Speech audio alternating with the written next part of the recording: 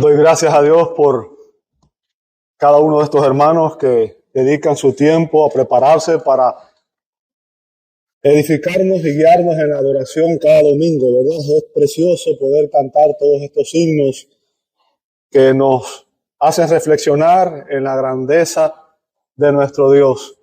Amados, les invito a abrir sus Biblias en Mateo capítulo 7 y el día de hoy vamos a estar examinando los versos 21 al 23. Les voy a rogar, por favor, que ahí donde están se pongan de pie para reverenciar a Dios en la lectura de su palabra.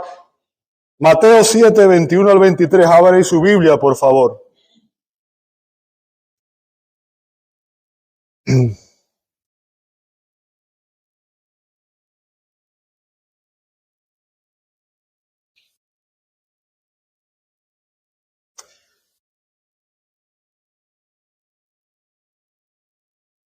Mateo 7, 21 dice: no todo el que me dice Señor, Señor, entrará en el reino de los cielos, sino el que hace la voluntad de mi Padre que está en los cielos. Muchos me dirán en aquel día: Señor, Señor, ¿no profetizamos en tu nombre? Y en tu nombre echamos fuera demonios, y en tu nombre hicimos muchos milagros. Entonces les declararé: jamás los conocí. Apártense de mí los que practican la iniquidad.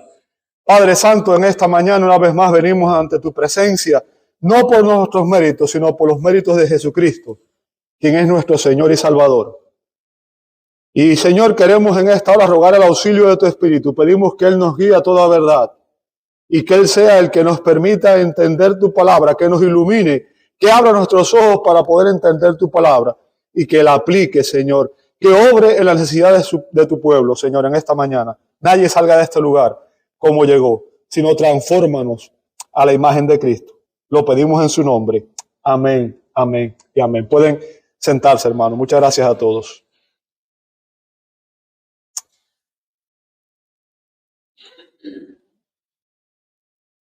El Señor está concluyendo su famoso sermón del monte. O sea, este es el final del sermón prácticamente. Como dijimos, es un sermón evangelístico. Y Cristo hace algo sorprendente. Jesús no termina su sermón con una bendición ni con una historia consoladora. Termina con una serie de advertencias solemnes. De hecho, en los pasajes que hemos ido viendo las últimas semanas, Jesús nos presenta una serie de contrastes que dividen a toda la humanidad, que dividen la humanidad en dos grupos de personas. Jesús nos presentó dos puertas, dos sendas, dos destinos eternos, dos tipos de profetas. Pero en el pasaje de hoy encontramos uno de los contrastes más aterradores de toda la Biblia. Uno de los contrastes más aterradores de toda la Biblia. Y fíjense, no es entre creyentes y ateos, no es entre cristianos y paganos, es entre personas religiosas. Más aún, es entre personas que afirman ser cristianas.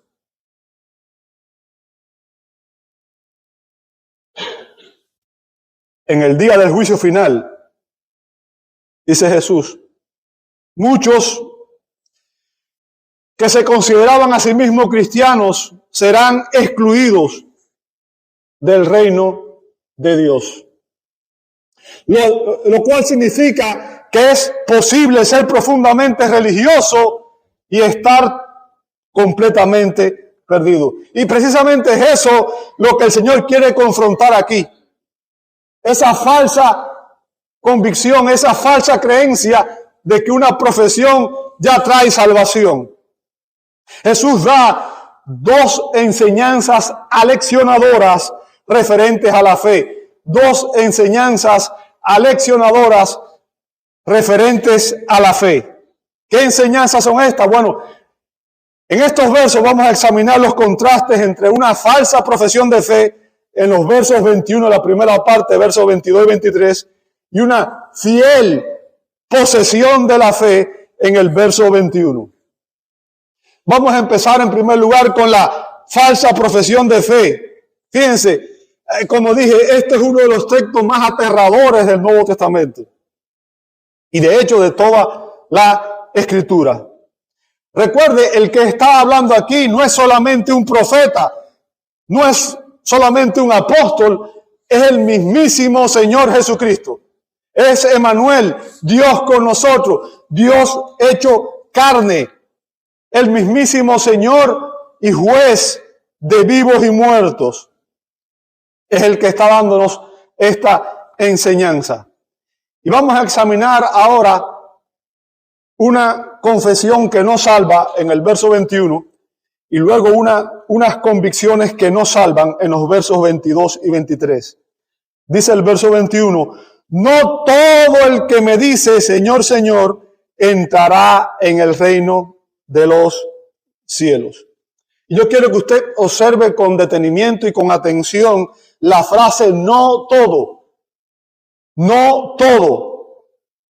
O sea, esto significa que hay personas que dicen Señor, Señor y que no son salvas.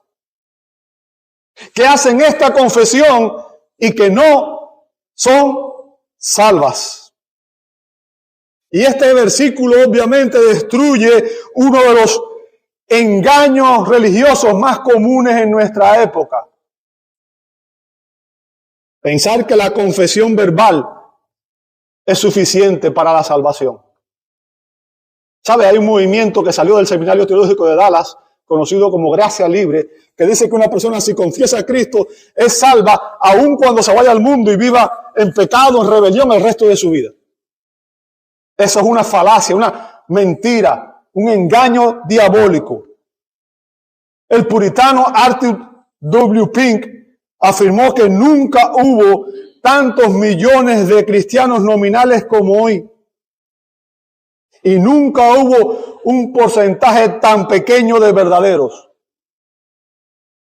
Y luego añadió, y no conocemos nada mejor para desengañarlos que una exposición completa y fiel de estos versículos finales del Sermón del Monte de nuestro Señor Jesucristo. Fin de la cita.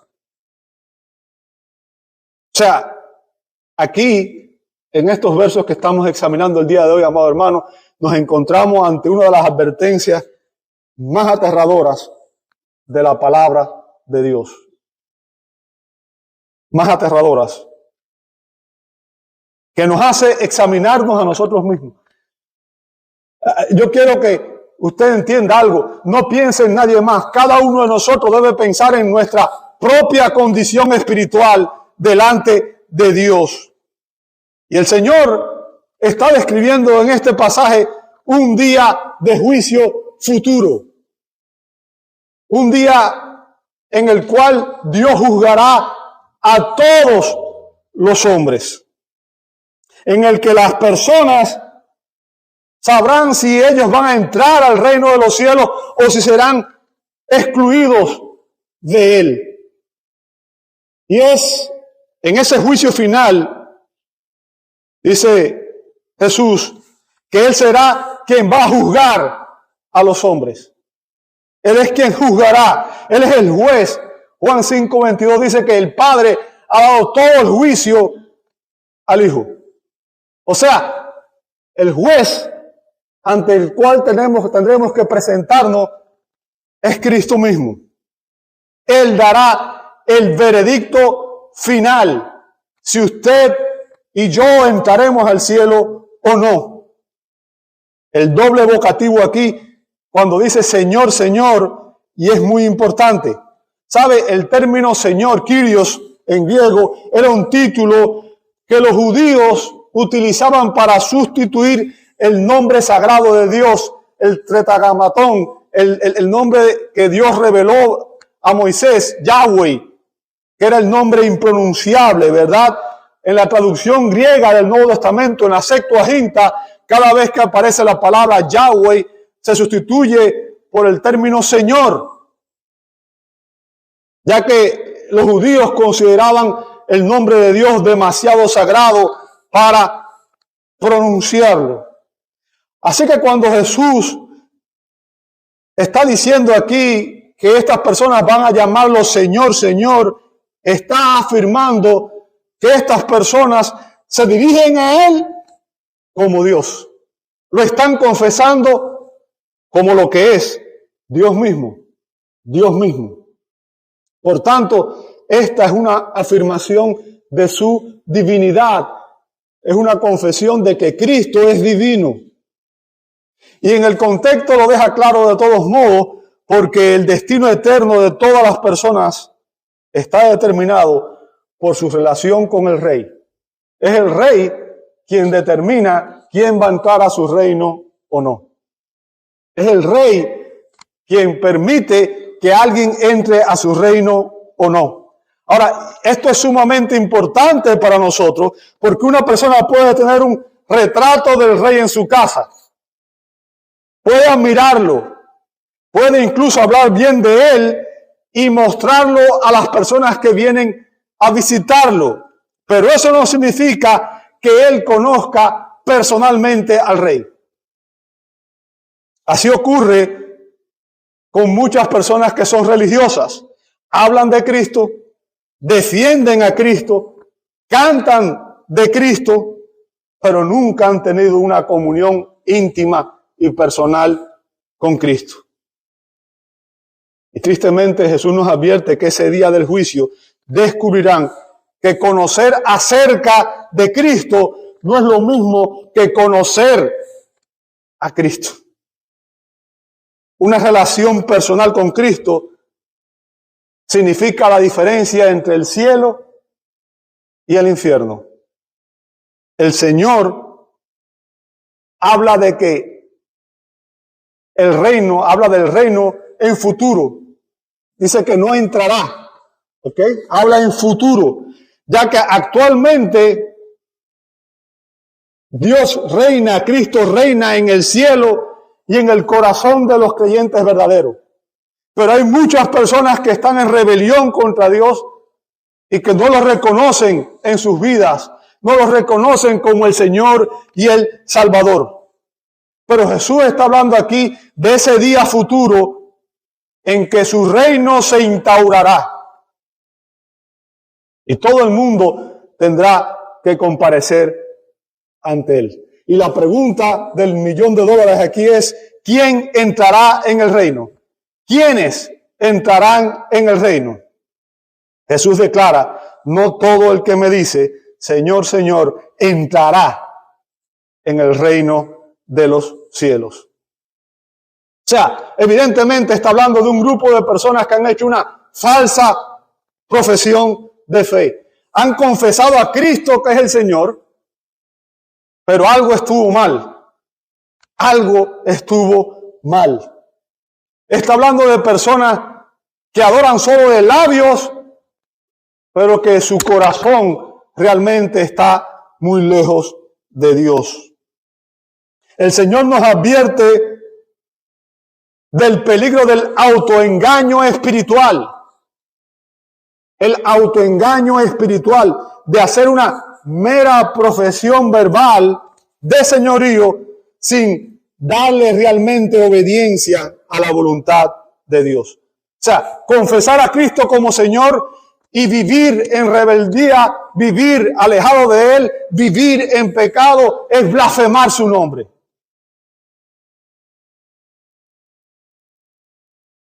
Hemos examinado la confesión que no salva, porque es una confesión vacía. Es confesar a Cristo como Señor, pero vivir en rebelión al Rey. Y ahora vamos a examinar las convicciones que no salvan, las convicciones que no salvan. Dice el verso 22, muchos me dirán en aquel día, Señor, Señor, no profetizamos en tu nombre, y en tu nombre echamos fuera demonios, y en tu nombre hicimos muchos milagros. Ahora, nuevamente, quiero que observe otro término importante. Observe la palabra muchos. ¿Lo ve ahí? Muchos. O sea, no serán pocos. Serán muchos. No serán unos casos aislados. Qué tragedia, ¿verdad? El Señor nos está diciendo aquí, amado hermano, que habrá una multitud de personas que el día del juicio estarán sorprendidas. Estarán sorprendidas. ¿Por qué? Porque ellos esperaban entrar al reino de los cielos. Y el Señor les está diciendo en ese momento crítico y decisivo, en ese momento trascendente, que ellos no pertenecen al reino eterno. Y allí no hay segundas oportunidades.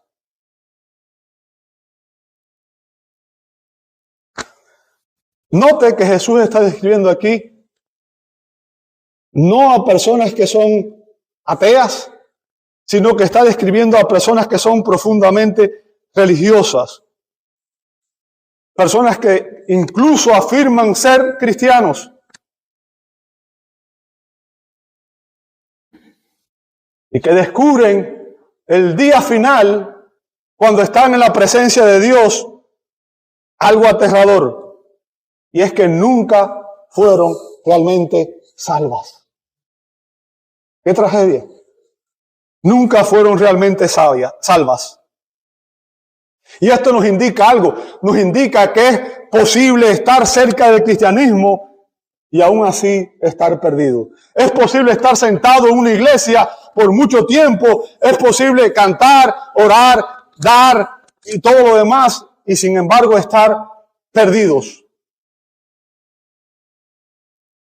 Note algo importante que quiero que usted visualice. Estas personas presentan 3 argumentos para defender su fe. Estas personas presentan 3 argumentos para defender la razón por la cual ellos pensaban que iba a entrar al reino de los cielos. ¿Cuáles son? Primero, no profetizamos en tu nombre. Hablamos en tu nombre. Predicamos la palabra. Segundo, no echamos fuera demonios, hicimos exorcismos. Tercero, no hicimos muchos milagros. ¿Sabe? La gente piensa equivocadamente que todo milagro viene de Dios. No han leído la Biblia, ¿verdad? No recuerdan, por ejemplo, cuando Moisés estaba ante Faraón y hubo engaños milagrosos, milagros falsos. Así que aquí notamos algo sorprendente, algo que nos llama la atención y es algo que usted y yo debemos entender. Su confianza estaba en lo que ellos estaban haciendo por Cristo. Su confianza estaba en lo que ellos hacían por Cristo, no en lo que Cristo había hecho por ellos.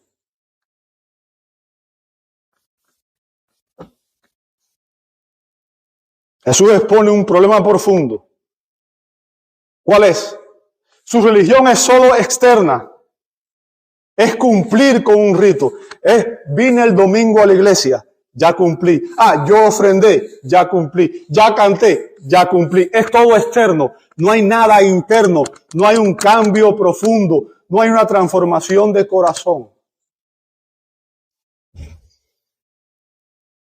Su religión es solo externa, no interna. Así que ellos apelan a su ministerio. Mucha gente tiene su confianza en que su ministerio es tan importante que los va a salvar. Apelan a sus experiencias espirituales.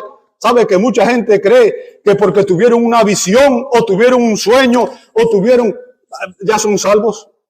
Sus experiencias espirituales o a sus obras religiosas. Esos son sus argumentos.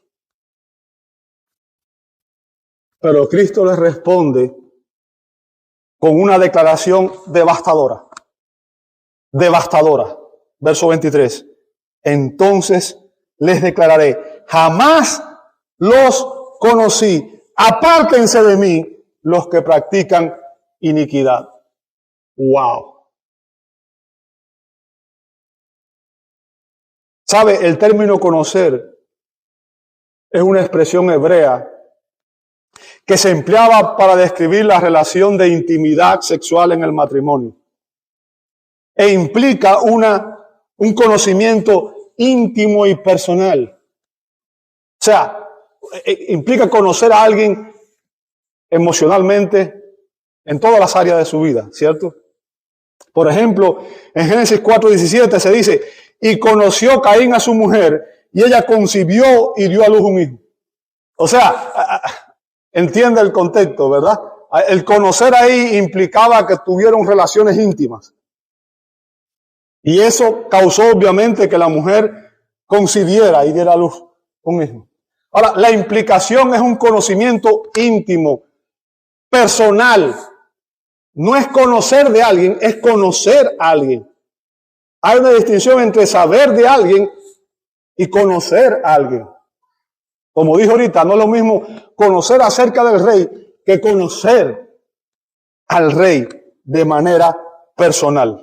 Ahora, ese mismo término es el que usa la Biblia para describir la relación de intimidad especial que existe entre Dios y su pueblo, entre aquellos que Él salva, ¿ok? Aquellos que confían en Él. Por ejemplo, si usted lee la Escritura se va a dar cuenta que en Amós capítulo 3, verso 2, Dios le dice a los judíos, solo a ustedes he escogido, y la traducción literal, el término literal sería, solo a ustedes he conocido de todas las familias de la tierra. O sea, ellos eran el pueblo del pacto, la nación del pacto. No significa que eran los únicos que conocía, significa que eran los únicos que obviamente con los cuales tenía una relación íntima y personal. ¿Ok?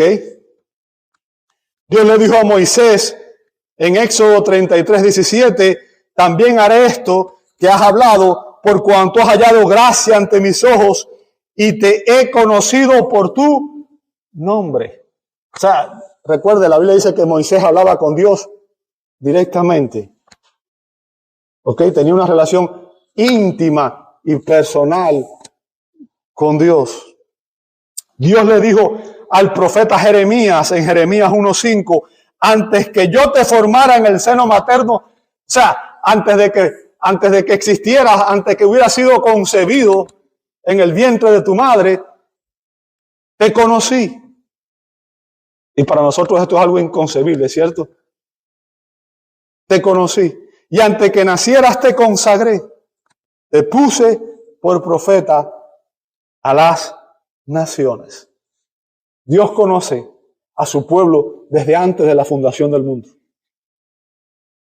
Así que todos estos pasajes hablan de una relación íntima y personal, de un conocimiento íntimo y personal. ¿Sabe? En el Nuevo Testamento también se usa la palabra conocer para describir la estrecha relación personal que existe entre el Señor con su pueblo, el Señor con aquellos que han sido llamados a salvación, con los elegidos. Jesús dijo en Juan 10:27, mis ovejas oyen mi voz, ¿y yo qué?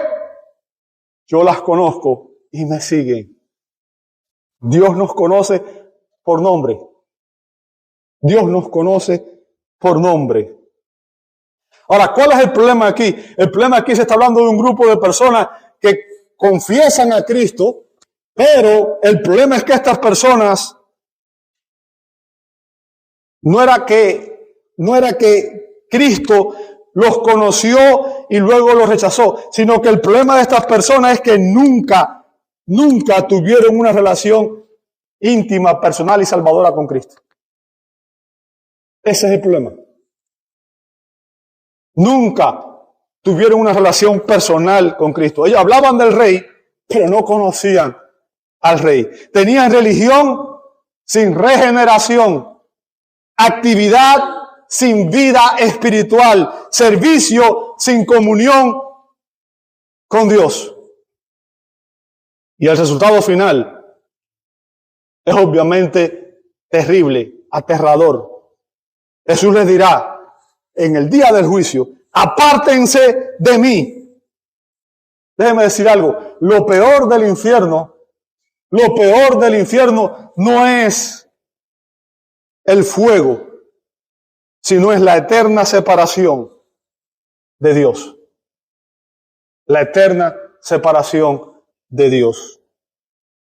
Una falsa profesión de fe no trae salvación. Confesar a Cristo de labios sin que haya un corazón rendido, sin que haya obediencia a la palabra de Dios, no trae salvación. Así que hemos examinado una falsa profesión de fe. Y ahora vamos a enfocarnos, amados hermanos, en la fiel posesión de la fe. La fiel posesión de la fe. Aquí en el verso 21. ¿Sabe? Aquí el Señor nos explica lo que evidencia una fiel posesión de la fe. Lo que evidencia si realmente usted y yo somos creyentes genuinos o no.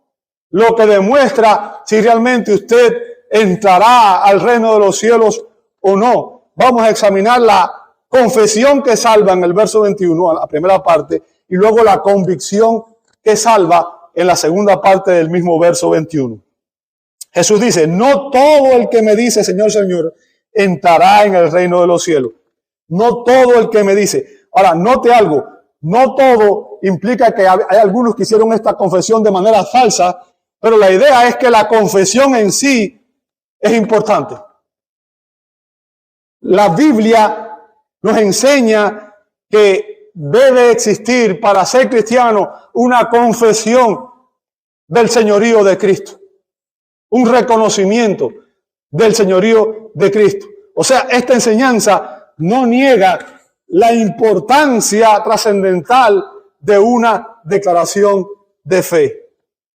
De hecho, el apóstol Pablo dijo en Romanos capítulo 10, verso 9, que si confiesas con tu boca a Jesús por Señor y crees en tu corazón que Dios le resucitó de los muertos, serás salvo. Serás salvo. O sea, una confesión de fe es imprescindible para la salvación. Ahora, el punto es que no se refiere a un simple reconocimiento de que Jesús es el Señor del universo. No se refiere a decir, sí, Él es el Rey del universo, Él es el Señor del universo. Cuando usted declara Jesús es el Señor, usted está diciendo, Él es el Señor de mi vida. Él es el dueño de mi vida. De hecho, literalmente la implicación sería, Él es el rey y yo soy su esclavo. Esa es la implicación. No se trata simplemente de creer. Y ese es el error que tiene mucha gente. Piensa que porque creer ya es suficiente. De hecho, hay gente que defiende, no importa lo que crea, lo importante es creer. No me digas. Lánzate de un avión sin paracaídas para que veas lo que te va a pasar. Y cree que vas a caer bien.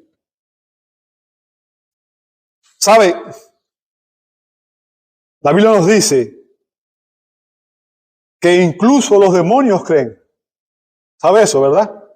Si usted lee en Santiago 2:19 dice, tú crees que Dios es uno, haces bien. También los demonios creen. ¿Y qué cosa?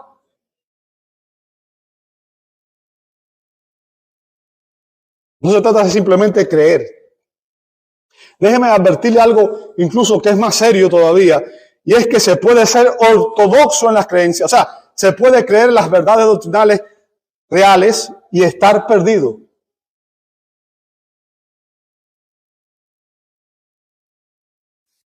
Los reformadores definieron 3 elementos esenciales de la fe salvífica. Los reformadores definieron 3 elementos esenciales de la fe salvífica. En primer lugar, para tener una fe salvífica se requiere conocer el verdadero evangelio. Conocer la verdad. No cualquier verdad, es conocer la verdad que salva. Es conocer el evangelio de Dios. Porque Pablo dijo que el evangelio es poder de Dios para salvación a todo aquel que cree. Hay que conocer el verdadero evangelio. Hay que conocer que Dios es santo, que Dios demanda una santidad perfecta de todos nosotros, que ninguno de nosotros es perfecto, que todos somos pecadores y por tanto todos estábamos condenados al infierno. Y que hay un solo camino de salvación que es Cristo el Señor. porque Él es Dios y hombre, que vino a la tierra, vivió una vida perfecta y sin pecado, murió como nuestro sustituto y a través de la fe en Él somos perdonados y reconciliados con Dios. Son verdades básicas del cristianismo. Se requiere conocer el verdadero evangelio. En segundo lugar, se requiere creer en el verdadero evangelio. Conocer el verdadero evangelio no salva. Se requiere creer en el verdadero evangelio, y creer incluso en el verdadero evangelio no salva. ¿Por qué? Porque ya vimos que los demonios creen y tiemblan. Entonces, ¿qué hace falta para ser salvo? ¿Qué se requiere? Se requiere que el evangelio cambie. Nuestro corazón cambie. Nos cambie de adentro afuera. Esa es la evidencia realmente de una fe salvífica. Si usted no ha sido transformado en su corazón, si Dios no ha cambiado su corazón, si no hay un nuevo nacimiento, no hay una regeneración, entonces usted no ha conocido a Cristo. Y si usted pregunta en esta mañana, ¿qué diferencia la confesión falsa de la verdadera? ¿Qué diferencia una confesión falsa de la verdadera? Creo que se explica en 1 Corintios 12:3. 1 Corintios 12:3 dice la palabra de Dios.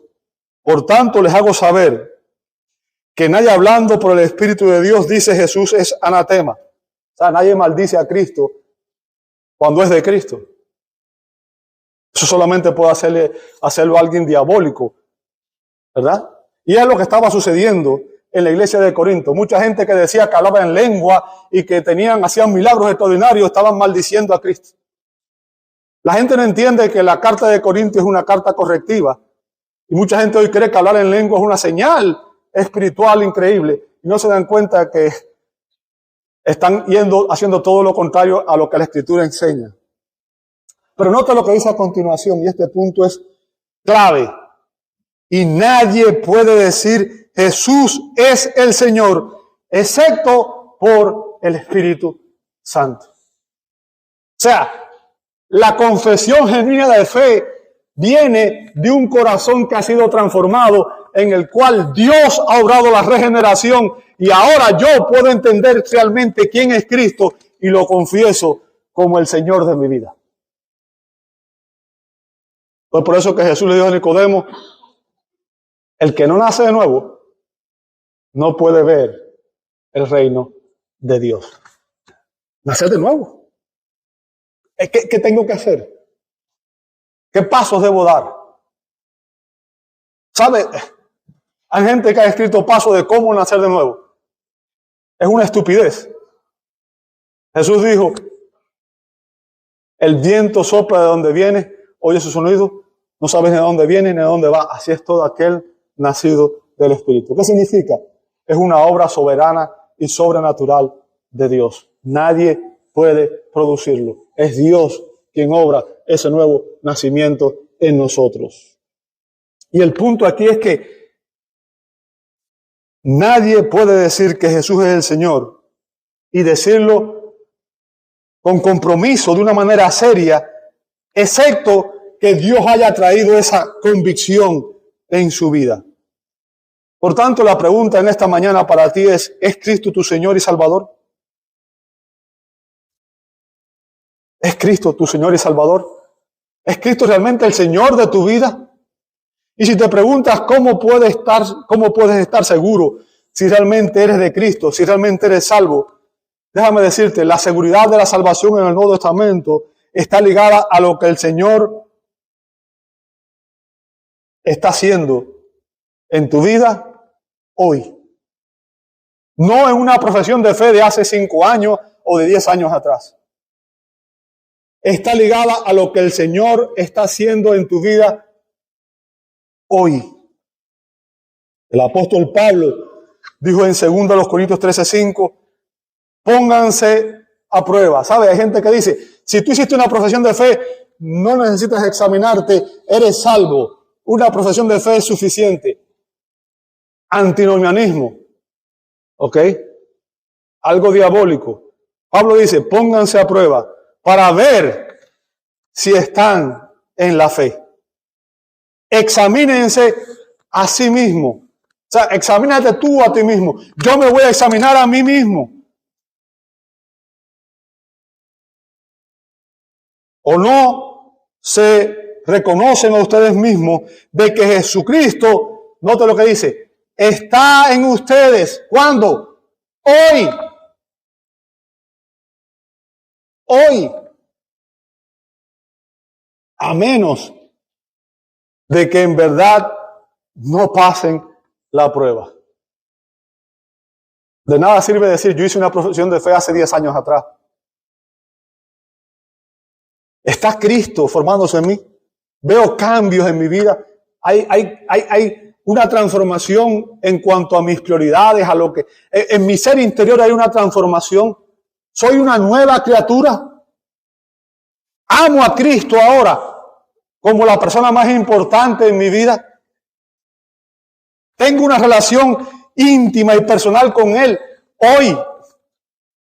Anhelo tener comunión con Cristo, anhelo aprender de Cristo, anhelo leer su palabra, anhelo predicar de Cristo. Cuando miras tu vida en esta mañana, ves evidencia de que realmente conoces de manera íntima y personal a Cristo. Ves que su carácter está siendo formado en ti. Aunque no eres perfecto todavía, no has sido perfeccionado, pero sí ves que hay un proceso en el cual tú estás siendo transformado y conformado a la imagen de Cristo.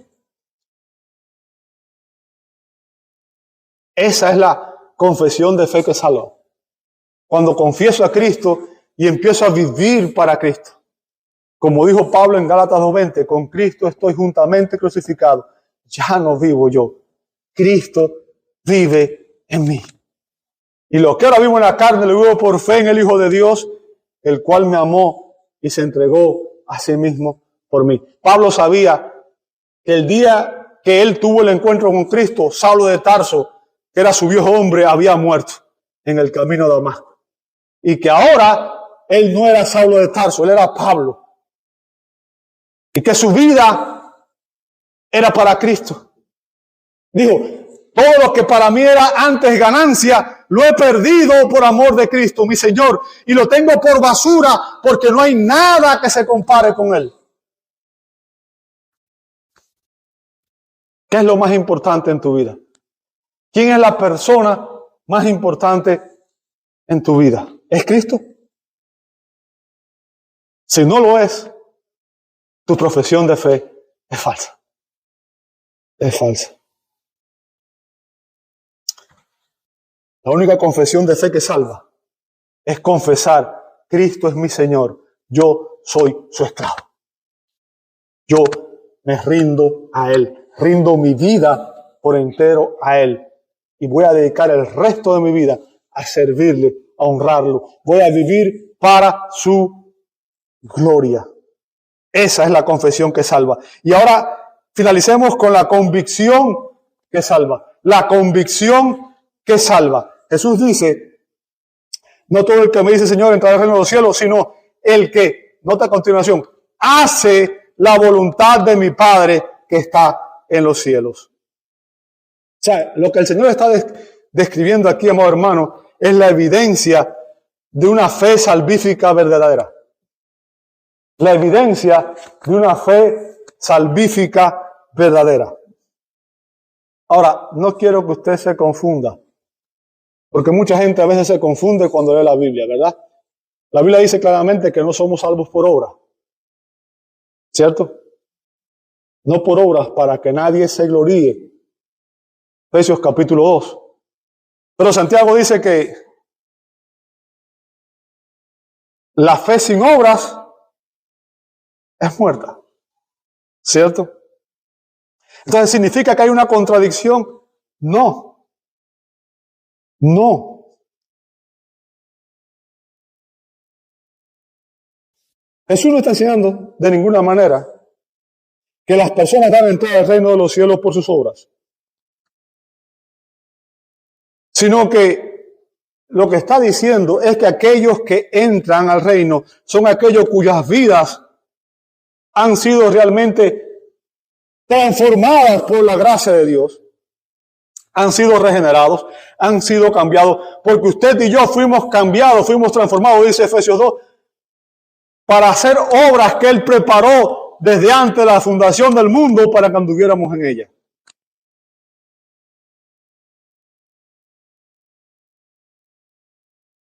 La obediencia, escuche bien lo que voy a decir para que no haya malos entendidos. La obediencia no es la raíz de la salvación, pero sí es su fruto inevitable.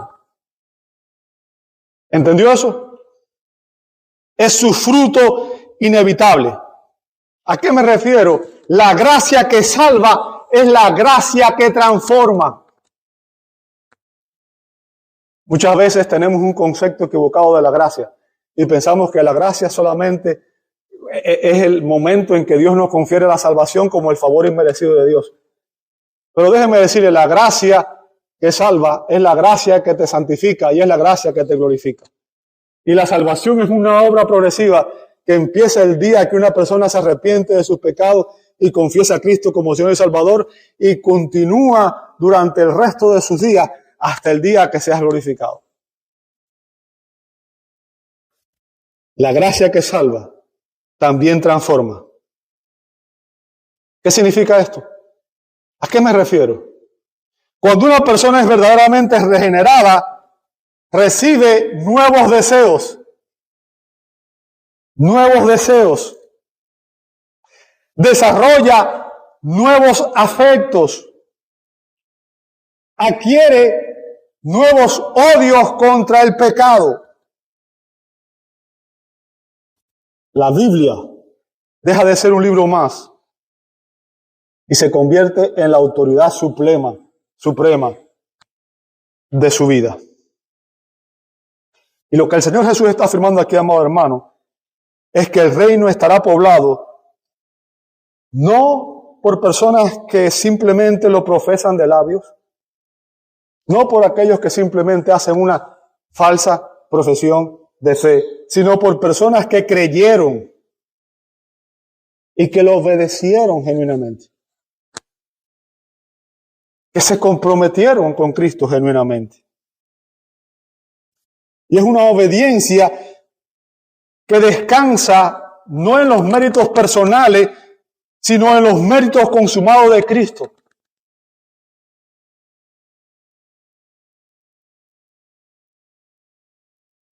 Si servimos para intentar ganar el favor de Dios, si obramos, si hacemos cualquier cosa para intentar ganar el favor de Dios, estamos perdidos.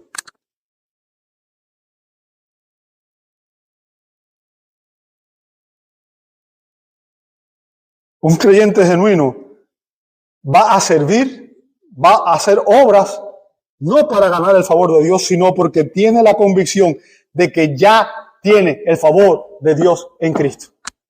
Y que ha recibido una salvación que él nunca podría haber ganado por esfuerzo propio, por méritos propios.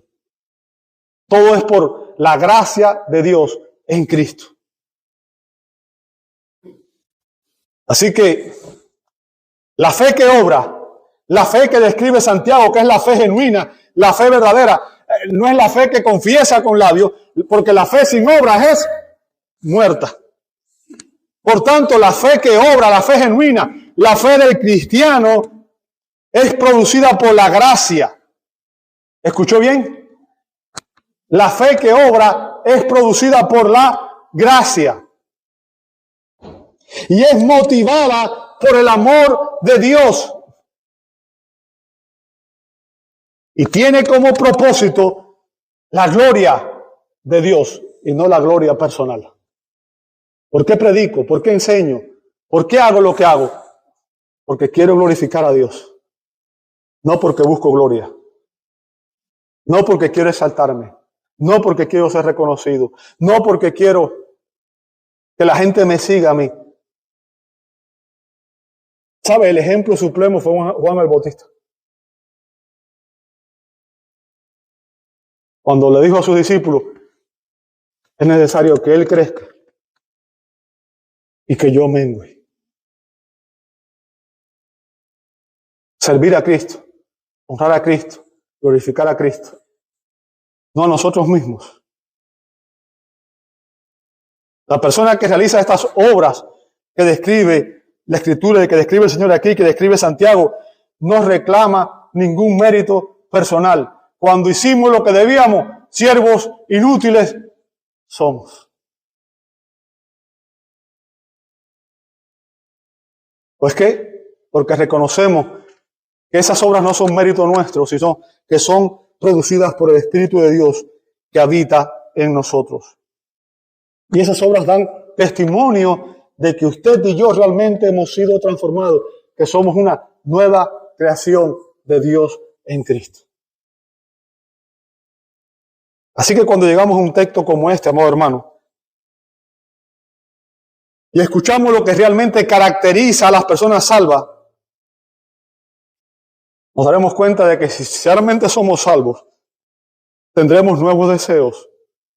Desearemos leer la Escritura, desearemos orar, desearemos invertir tiempo en el servicio a Dios, desearemos tener comunión con el pueblo de Dios. Vamos a amar lo que Dios ama y vamos a odiar lo que Dios odia. Vamos a odiar el pecado, vamos a odiar el estilo de vida del mundo y vamos a anhelar tener comunión con Dios, orar, congregarnos, servir, predicar el Evangelio. Tendremos nuevos deseos, nuevos amores. ¿Qué amamos ahora? Amamos la Escritura, amamos al pueblo de Dios, amamos a Dios por sobre todas las cosas.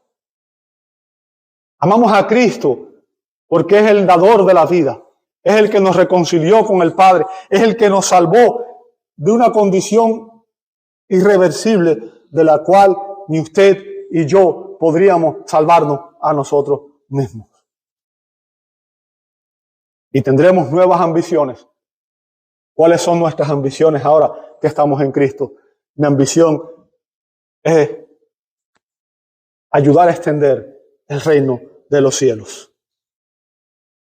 Proclamar a Cristo a este mundo que está en tinieblas para que pueda ver la luz. Las personas que verdaderamente creen, las personas que verdaderamente han sido transformadas por el Evangelio, se caracterizan por obedecer la voluntad de Dios, tal y cual esta es revelada en su palabra. Jesús dijo en Juan 14:15, si ustedes me aman, si usted ama a Cristo, dice Jesús, si ustedes me aman,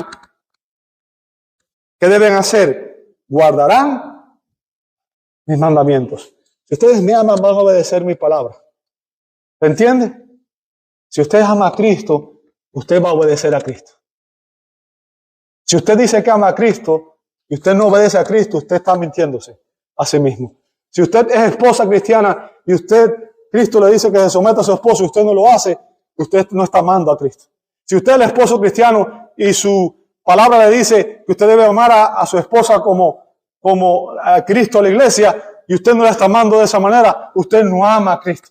Si la palabra nos manda a someternos a autoridades y si no está haciendo, usted no ama a Cristo. ¿Entiende el punto? El amor se evidencia en lo que hacemos de manera práctica, no en lo que decimos, porque muchas veces decimos y no hacemos. No las intenciones que tenemos, porque de buenas intenciones está lleno el mundo. Pero lo que demuestra, déjeme decirle, conocer, creer, convicciones, cambio. Lo que creo, lo que conozco y creo, me cambia. Se convierte en mi convicción, en lo que yo hago. Pero si yo digo que conozco algo y digo que lo creo, pero actúo diferente, estoy negando lo que confieso con mis labios. ¿Ok? Y recuerde, Jesús cuestionó a algunos diciéndoles en Lucas 6:46. Escuche esto. Lucas 6:46. ¿Por qué ustedes me llaman Señor, Señor y no hacen lo que yo digo. ¿Por qué me llamas Señor? Y no cumples mi voluntad. No obedeces mis palabras. La fe verdadera produce obediencia constante. ¿Me escuchó? La fe verdadera produce obediencia constante. No perfecta, porque ninguno de nosotros puede obedecer perfectamente a Dios. Si no, hubiéramos podido cumplir la ley y seríamos salvos por la ley. Solamente Cristo pudo dar una obediencia perfecta. Pero al menos sí una obediencia en crecimiento. Una obediencia real. ¿Sabe? Mientras más somos santificados, más sensibles vamos a ser del pecado. Vamos a pecar menos y nos va a doler más. Nos va a doler más. Ahora, quiero pedirte que hagas algo conmigo. Quiero que imagines por un momento conmigo algo que la Biblia describe que va a ocurrir y que involucra a toda la humanidad. Y me refiero a ese día que Jesús describe en este pasaje, el día del juicio. El día del juicio. Ese día el cielo se abrirá. La Biblia dice que todos los muertos van a resucitar. Dios nos creó con almas eternas. Nuestros cuerpos van a morir quizás, pero en algún momento todo el mundo va a resucitar. Y los muertos van a resucitar ese día.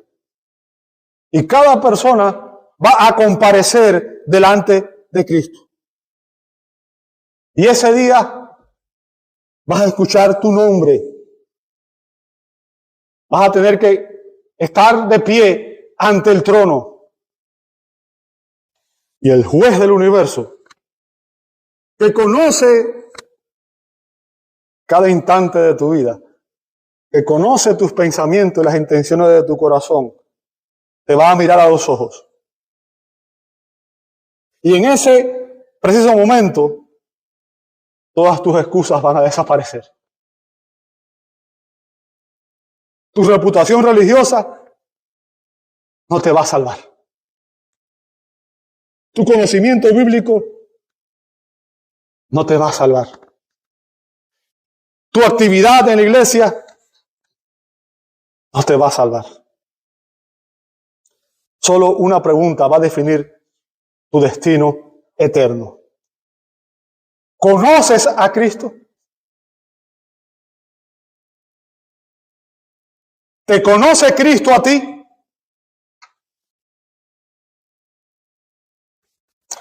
Porque ese día muchos dirán, Señor, Señor. Pero ese día será demasiado tarde. Porque ese día la puerta de la gracia estará cerrada para siempre. Cerrada para siempre. Así que, amigo que estás aquí en esta mañana, si tu religión es solo apariencia, si tu corazón nunca ha sido genuinamente transformado, si Cristo no es realmente el Señor de tu vida, no esperes hasta el día del juicio para descubrirlo. ¿Sabe? El puritano Richard Baxter dijo que si los pecadores supieran lo cerca que están del juicio eterno, no dormirían tranquilos ni una sola noche. Ni una sola noche. Hoy todavía hay misericordia. Hoy Cristo todavía salva a los pecadores. Hoy la sangre de Cristo todavía limpia de todo pecado. Pero llegará ese día en que el Evangelio dejará de ser una invitación y se convertirá en un veredicto eterno. Por eso te suplico, no confíes, no descanses en una falsa profesión de fe. Clama a Cristo. Arrepiéntete de tus pecados y recibe a Cristo por la fe como tu Señor y Salvador. rinde tu vida a Cristo de una manera total. Porque solo aquellos que verdaderamente lo conocen de manera personal, íntima, escucharán esas palabras gloriosas del Señor. Bien, buen siervo y fiel, entra en el gozo de tu Señor. Te invito a orar. Señor, damos gracias porque tu palabra es muy clara, Señor. Y rogamos, Señor, que tú nos ayudes a examinarnos a nosotros mismos si realmente estamos en la fe. Señor, y si hay alguna persona que realmente no está segura de su salvación o que nunca había escuchado tu evangelio, Padre, pedimos que hoy sea el día de su salvación. Tráele convicción. Obra, Señor. Permite que hoy pueda arrepentirse de sus pecados y entender que solamente en Cristo hay salvación y vida eterna. Señor, tú conoces la necesidad espiritual de cada uno de los aquí presentes. Y rogamos que seas tú obrando, que sea tu Espíritu trayendo convicción en cada corazón.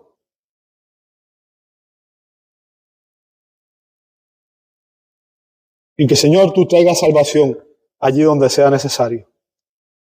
Pero también rogamos, Señor, que aquellos que estamos en Cristo, tú nos ayudes a entender la importancia de vivir de una manera que te traiga gloria. Y que, Señor, tú nos traigas convicción de aquellas áreas en las cuales no te estamos honrando con nuestra vida. Ayúdanos a servir con gozo, con alegría. Ayúdanos a entender que nuestra prioridad debe ser buscar tu reino y su justicia. Proclamar a Cristo a un mundo perdido que pronto enfrentará el juicio final. Ponemos esta necesidad en tus manos. Y te damos gloria porque sabemos que tú harás. Y lo pedimos en el nombre de Jesús. Amén, amén, amén.